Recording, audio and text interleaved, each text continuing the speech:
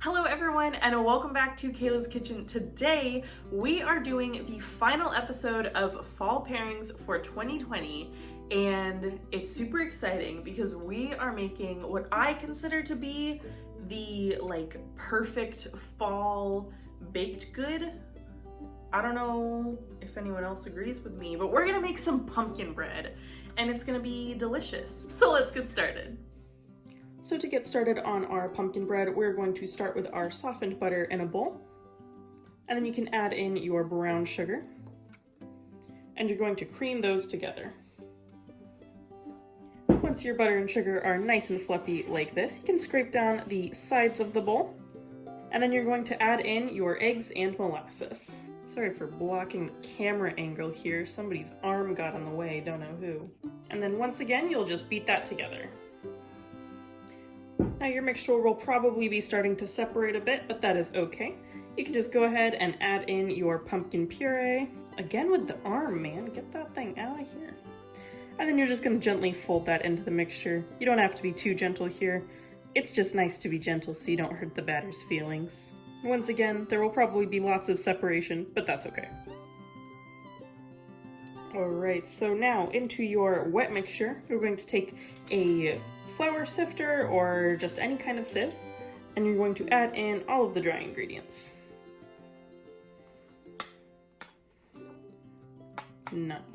Sometimes you don't think through what kind of bowls you put everything in for the aesthetic, and not all the flour makes it into the sifter, but that's okay.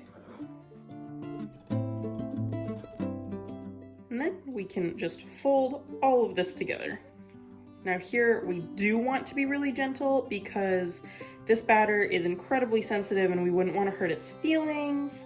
And once there are no more streaks of flour, you can go ahead and stop mixing.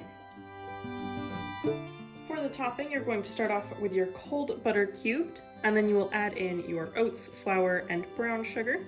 And I like to use a pastry cutter for this, but if you don't have one of these, you could use a fork or a knife.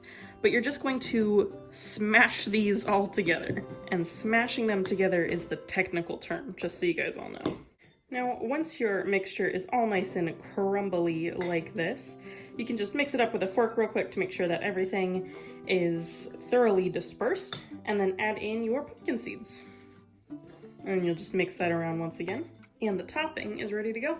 Now, to get our bread oven ready, we are going to first spray our pan down with some baking spray, some oil, some butter, whatever you like to use, it don't matter. And then you're going to take a nice long piece, but a thin piece of parchment paper, and just press that into the pan. What this is gonna do is that once the bread is baked, we'll be able to use these little handles to pull the bread out. So you wanna make sure that the piece of parchment comes up above the side of the pan. And now, filled with grace and charm, we are going to haphazardly figure out a way to get all of this batter in this heavy bowl into this baking pan. $10 says she dropped some, and now that I just made $10, we can go ahead and spread this pumpkin batter out just a little bit. And now it's time to add on this delicious crumble topping. And we're just going to spread this out as evenly as we can. And you almost want to be pressing it into the batter. Anything that doesn't bake into the bread is just going to fall off at the end. So it's kind of good to mix it into the top a little bit just so that we make sure it all stays on there. And now this is ready to bake in the oven. Once your bread comes out of the oven, make sure you let it sit for at least 30 minutes. It'll be so tempting to cut right into it, but if you do, it'll probably collapse on itself, so don't do that. Let it sit for 30 minutes. But after your 30 minutes is up, you can cut into your delicious pumpkin bread.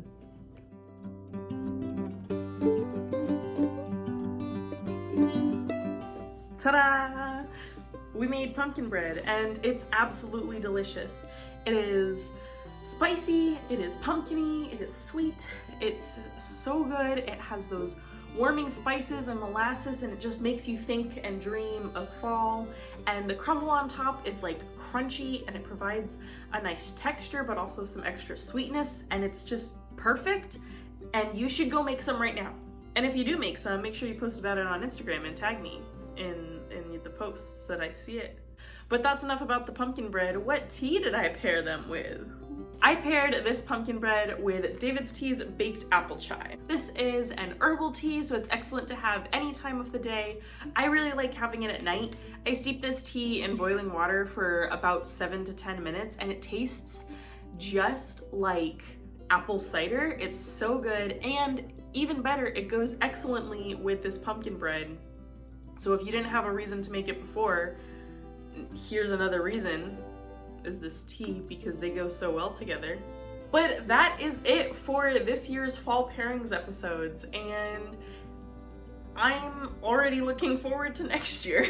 As I said in my first one, Fall Pairings is like, these are the videos that I probably look forward to the most making during the year because they're just so much fun, and I love baking and I love tea, and I get to combine them together. But that is all for this episode of Fall Pairings. If you want to make this recipe, make sure you check out the link in the description box below. That'll take you over to the blog where you can find the full recipe. Thank you so much for watching. If you enjoyed this video, please give it a like and subscribe down below, and comment what your favorite pumpkin treat is. Mine might be this pumpkin bread, or I also made these like pumpkin cupcakes like forever ago, and the video on them is super cringy, but they actually tasted really good. So either this pumpkin bread or those pumpkin cupcakes.